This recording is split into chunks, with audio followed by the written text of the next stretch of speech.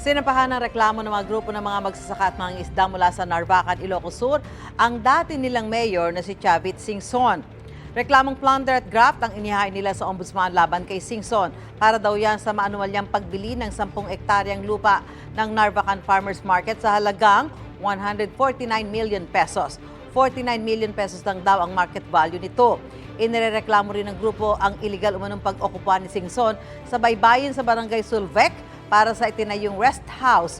Bukod kay Singson, kasama rin sa mga indireklamo sina Philippine Tourism Authority General Manager Robert Dean Barbers at ilang pang opisyal ng Ilocos Sur at ng Sangguniang Bayan ng Narvacan. Itinanggi ni Singson ang mga aligasyon at tinawag niyang walang basihan at malisyoso.